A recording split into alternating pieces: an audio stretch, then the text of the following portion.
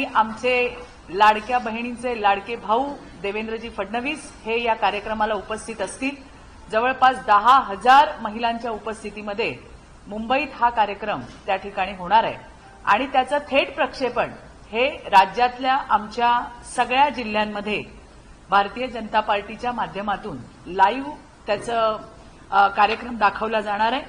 शिवाय प्रत्येक जिल्ह्यातल्या 2 भगिनी या माननीय देवेंद्रजी यांच्याशी त्या ठिकाणी 2 वे कम्युनिकेशनमध्ये बोलणार सुद्धा आहेत, आपल्या मनाच्या भावना सुद्धा व्यक्त करणार आहेत।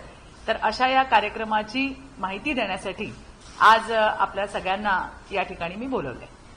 परंतु या योजनेवरती टीका जी आहे मोठ्या प्रमाणात होती आहे, यामुळे वारंवार प्रतिक्रिया दिल्या की पैसे जर आले असतील तर लवकर काढा, नाहीतर हे काढून घेतील। मला हेच म्हणायचंय की या बारामतीच्या मोठ्या ताई यांनी स्वतः तर काही केलं नाही, करायचं नाही आणि इतर जे काही करतायत त्याच्यामध्ये खोडा टाकायचं काम त्या करतायत। मला असं त्यांना सांगायचंय की भावाने दिलेली, जे आमच्या देवेंद्रजींनी सांगितले की ही रक्षाबंधनाची भेट आहे आणि ही या राज्यातल्या प्रत्येक बहिणीपर्यंत पोहोचतेय, ही फार महत्वाची गोष्ट आहे।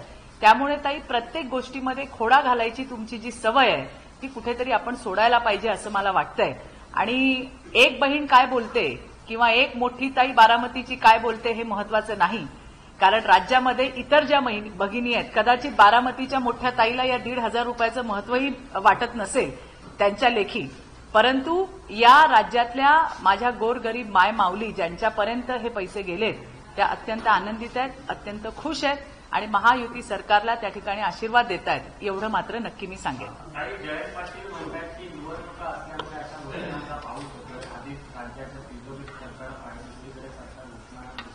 मी तुम्हाला हेच सांगितलं की काही चांगलं असताना हे जनता असतील किंवा ही महाभकास आघाडीमधले जे सगळे नेते आहेत त्यांच्या पोटामध्ये पोटशूळ उठलाय की ज्या पद्धतीने महिलांना मदत केली जातीये। अरे तुम्ही तर इतके वर्ष फक्त महिला सक्षमीकरण आणि सशक्तीकरणाचे नारेच दिले, आमच्या सरकारने फक्त घोषणा केल्या नाही तर त्या पूर्ण करून दाखवल्या।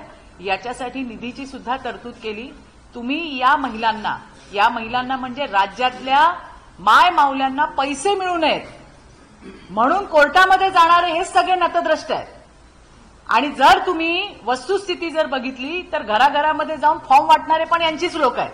असू दे, आमचं फक्त इतकंच म्हणणं आहे की राज्यातल्या भगिनींना जर 4 पैसे मिळत असतील तर तुमच्या पोटात दुखायचं कारणच काय जनताराव, हे तुम्ही त्या ठिकाणी सांगितलं पाहिजे।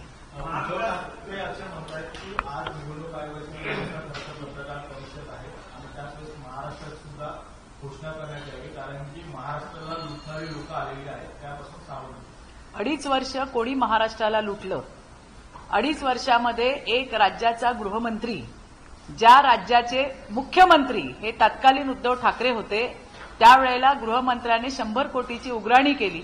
महाराष्ट्राच्या इतिहासात पहिल्यांदा राज्याच्या मुंबईसारख्या शहराच्या, मुंबई महानगरीच्या पोलीस कमिशनर, पोलीस आयुक्त यांनी एका गृहमंत्र्यावरती अशा पद्धतीने एलिगेशन करणं, जो आतमध्ये गेलेला त्यांचा चाहता आहे, जो त्यांच्या पक्षामध्ये सुद्धा होता, मी जर चुकत नसेन तर हा जो सचिन वाझे आहे हा आधी शिवसेनेमध्ये त्यांनी प्रवेश केला, कोणाच्या? उद्धव ठाकरेंच्या, आणि नंतर त्याला सेवेमध्ये घेण्यात आलं होतं। त्यामुळे उघराणी करणारी ही जी सगळी माणसं आहेत त्यांनीच सांगितलं की यांचे हे सगळे काय काळे कारनामे आहेत। तर अशा याच्यामध्ये उद्धवजींनी, मला असं वाटतंय की महायुतीला किंवा भारतीय जनता पार्टीला अशा पद्धतीचे उपदेशाचे डोस पाजणं हे काही त्यांना शोभत नाही। तुम्ही ज्या पद्धतीने सांगताय की सचिन वाझे शिवसेनेत होता, मात्र दुसरीकडे प्रदीप शर्मा यांची पत्नी आहे, त्यांनी देखील आता शिंदे गटामध्ये प्रवेश केलेला आहे, कसं बघता? कारण की त्याच प्रकारामध्ये खरं तर प्रदीप शर्मा यांचं देखील नाव होतं, ते देखील आरोपी। सचिन वाझे हा डायरेक्टली त्या ठिकाणी तो स्वतः त्या ठिकाणी पैसे वसूल करत होता, त्याला सांगण्यात आलं होतं अशा पद्धतीच्या बातम्या किंवा जे काही त्यांनी सांगितलं ते सगळं समोर आलेलं आहे, म्हणून मी हा संदर्भ घेतला। आणि जे उद्धव ठाकरे आम्हाला शहाणपणाचे डोस पाजतायत, 2.5 वर्षात त्यांनी काय केलं या संदर्भामध्ये मी बोलले। मुंबईमध्ये महाविकास आघाडीचा मेळावा आहे, आगामी विधानसभेच्या अनुषंगाने हा मेळावा घेतला जात आहे, निर्धार केला जातो विधानसभा जिंकण्याचा।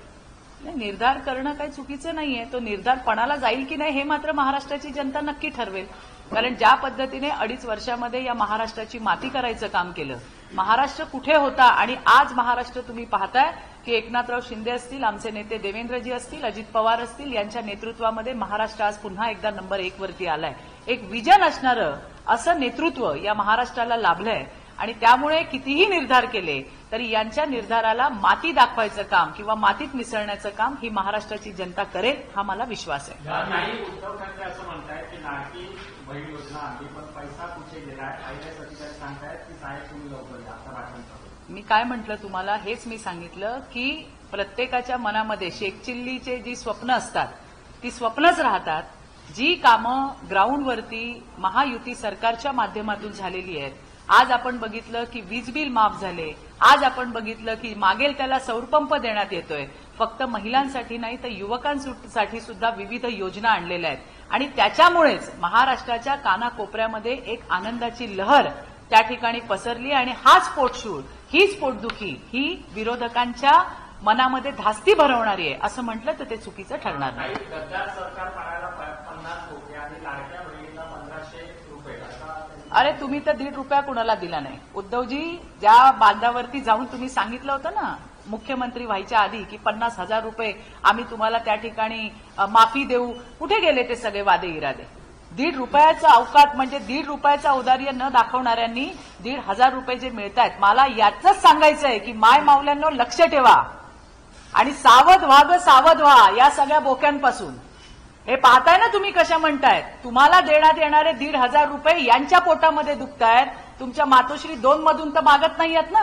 सरकारचे पैसे आहेत आणि सरकार ते सरकारच्या बहिणींना देत आहे, लाडक्या बहिणींना देत आहे. देता येत नसेल तर देऊ नका, पण किमान या चांगल्या हेतूने चालू झालेल्या योजनेवरती शंका तरी घेऊ नका, एवढं मला उद्धवजींना इथं सांगायचंय. धन्यवाद, थँक्यू.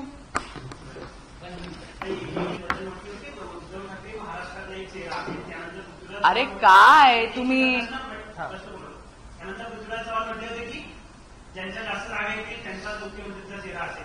आज उद्धव ठाकरे असं म्हणतायत की तुम्ही जो चेहरा जाहीर कराल त्याला माझा पाठिंबा असेल, मी काही स्वतःसाठी लढाई लढत नाही. मी काय म्हटलं की या सर्व ज्ञानीने या उद्धवरावांची पार माती करून टाकली.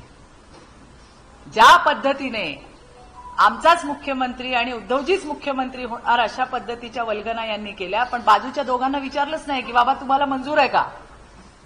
ना राष्ट्रवादी तुतारीवाल्यांना विचारलं ना त्या हातवाल्यांना विचारलं आणि त्यांनी आता हात दाखवून अवलक्षण केल्याचं आपल्याला सगळ्यांना पाहायला मिळतंय, एवढं मात्र नक्की. शेवटचा, उद्धव ठाकरे असे म्हणतात की मोदींनी 15 लाख येतील असं सांगितलं होतं, मात्र 1500 रुपये देत आहेत. मोदीजींनी सर्वसामान्य लोकांच्या आयुष्यामध्ये आणलेला बदल गेल्या 10 वर्षामध्ये कुठे होता भारत आणि कुठे गेला भारत याचा विचार मला वाटतं प्रत्येकाने केला पाहिजे. आज प्रत्येक घटकासाठी मोदीजी त्या ठिकाणी काम करतायत आणि मला उद्धवजींना आठवणही करून द्यायची आहे की ज्या वेळेला युतीचं सरकार होतं, ज्या वेळेला शिवसेना आणि भारतीय जनता पार्टी एकत्र होते, तेव्हा हेच उद्धवजी मोदीजींची स्तुती करायला आणि मोदीजी किती चांगले आहेत हे सांगताना थकत नव्हते. खरं तर ही वस्तुस्थिती आहे की आज मोदीजींनी जो परिपाठ त्या ठिकाणी घालून दिलाय, जागतिक आर्थिक व्यवस्थेत आज आपण 5 नंबरवरती आहोत. तिसऱ्यांदा पुन्हा एकदा पंतप्रधानपदी विराजमान व्हायचा मान सुद्धा मोदीजींना त्या ठिकाणी या देशातल्या जनतेने दिलेला आहे आणि त्याच्यामुळे येणाऱ्या दिवसामध्ये आपण 3 नंबरवरती नक्की जाऊ. प्रत्येक घटकासाठी काम करण्याचे एक उर्मी असलेला आपला नेता जो 18-18, 20-20 तास या देशातल्या लोकांसाठी काम करतो. उद्धवजींना माझा सल्ला आहे की जर या बाकीच्या गोष्टीतून तुम्हाला वेळ मिळाला तर कालचं सन्माननीय पंतप्रधान मोदीजी यांचं भाषण तुम्ही नक्की ऐका. होऊ शकेल की कदाचित त्याच्याने त्यांच्या डोक्यामध्ये प्रकाश पडेल. धन्यवाद.